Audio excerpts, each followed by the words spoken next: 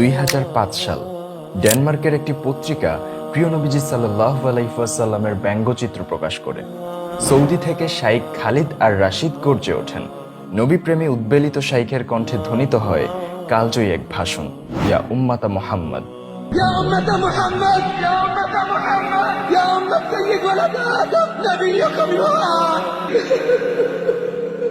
এ কারণে জালিম শাসক গোষ্ঠী তাকে গ্রেফতার করে এবং অন্যায়ভাবে কারাবন্দী করে রাখে প্রায় 18 বছর ধরে।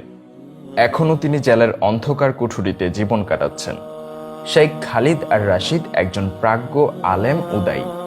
আরব সহ গোটা দুনিয়াতে তার খ্যাতি ছড়িয়ে আছে।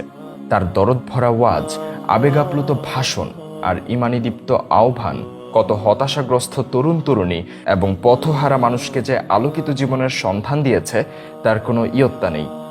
আরব তরুণদের মাঝে শাইখের অনবদ্য দাওয়া কর্মসূচি আর অসাধারণ জনপ্রিয়তা তাকে শাসকদের চক্ষুশূল করে তোলে। আর এ কারণে শাসক গোষ্ঠী শাইখকে বন্দী করে রাখলেও থামাতে পারেনি তার দাওয়া কর্মসূচি।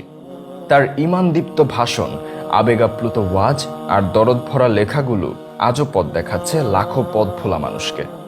শেখ খালিদ আর রাশিদের এমনই জীবন ঘনিষ্ঠ ও ঈমানদীপ্ত 7টি বই হচ্ছে আল্লাহ আপনাকে দেখছেন, হে যুবক ফিরে এসো রবের দিকে, শয়তান তোমার শত্রু, আল্লাহ তাওবাকারীকে ভালোবাসেন, দোয়ার মহিমা, পুণ্যময় আখেরাত, প্রতীক্ষিত মাহদি, দাজ্জাল ও ইয়াজুজ মাজুজ।